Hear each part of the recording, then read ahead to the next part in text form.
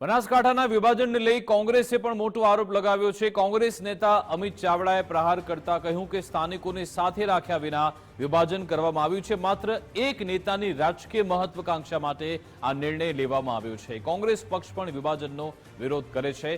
કાંકરેજ, દિયોદર, ધાનેરાના લોકો વિરોધ કરી રહ્યા છે। ખુદ ભાજપના નેતાઓ જ વિરોધ કરી રહ્યા છે।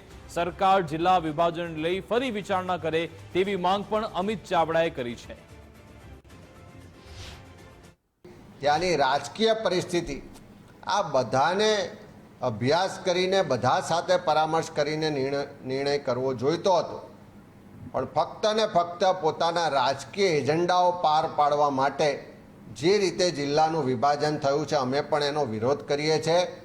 ખાસ કરીને કાંકરેજ તાલુકાના લોકોની ખૂબ ઉગ્ર લાગણી છે, માગણી છે કે ભૌગોલિક રીતે, સામાજિક રીતે એને બનાસકાંઠા જિલ્લા સાથે જોડવો જોઈએ।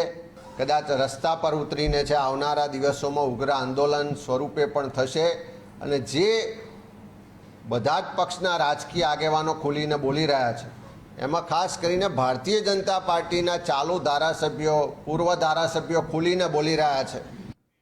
તો આજ અંગે વધુ વાતચીત કરીશું। ન્યૂઝરૂમથી અમારી સાથે ઉમંગ જોડાઈ ગયા છે। ઉમંગ, આ સરકારનો એવો નિર્ણય છે જેના કારણે જાણે કે સરકારના ગળામાં ફાંસ ફસાયો તેવું લાગી રહ્યું છે, કારણ કે ભાજપ નેતાઓ પણ વિરોધ કરી રહ્યા છે, સ્થાનિકો પણ વિરોધ કરી રહ્યા છે, કોંગ્રેસના લોકો તો વિરોધ કરે જ છે।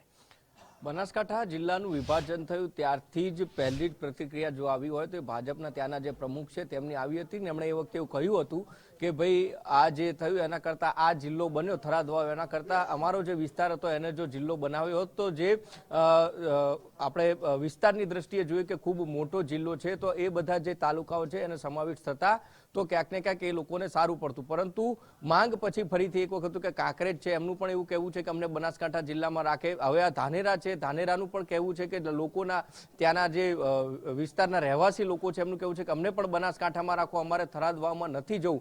બીજી તરફ ઓગળ જિલ્લો બનાવવાની માંગ છે ઉઠી છે। આથી વિશેષ ભાજપના ધારાસભ્ય કેસાજી એવું બોલી ગયા હતા કે હવે જો હું પાછો પડું તો મારા જણનારીનું ધાવણ લાજે। એટલે ક્યાંક ભાજપના જ નેતાઓ જે છે અંદરો અંદર ખેંચતાણ કરતા દેખાઈ રહ્યા છે। એક આક્ષેપ સૌથી મોટો થઈ રહ્યો છે કે એક વ્યક્તિના જે રાજકીય એજન્ડા પૂરા કરવા માટે થરાદ વાવ છે તે જિલ્લો બનાવવામાં આવ્યો હોય, ત્યાં આગળ થરાદ વાવ બન્યા પછી ત્યાં શક્તિ પ્રદર્શન પણ કરવામાં આવ્યું, પરંતુ ત્યાંના નેતાઓ એટલે કે ભાજપના નેતાઓને ખબર છે કે એક વ્યક્તિ હાવી થઈ રહ્યો છે ને એ વ્યક્તિના એજન્ડા છે પૂરા ન થાય એ માટેના ધમપચડા છે ભારતીય જનતા પાર્ટીના ખુદ આગેવાનો છે કરી રહ્યા છે। બીજી તરફ કોંગ્રેસ છે એ પણ કહી રહી છે કે રાજકીય એજન્ડાઓ સેવવા માટે જ ક્યાંક વિભાજન છે કરવામાં આવ્યું, કોઈ પણ લોકોને પૂછવામાં નથી આવ્યું, ત્યાંના અગ્રણીઓને નથી પૂછવામાં આવ્યું, ત્યાંના લોકોને નથી પૂછવામાં આવ્યું, એટલા માટે વાવ અને થરાદ જે જિલ્લો અલગ કરવામાં આવ્યો ત્યારબાદ કાંકરેજ છે એનો એક વિરોધનો સૂર ઉઠ્યો હતો, ધાનેરાનો વિરોધનો સૂર ઉઠ્યો અને હવે તો એ વાત સામે આવી રહી છે કે ઓગળ જિલ્લો છે એને આખો જિલ્લો અલગ બનાવવામાં આવે, થરાદ વાવને કેન્સલ કરી દેવામાં આવે ને ઓગળને અલગ જિલ્લો બનાવવામાં આવે।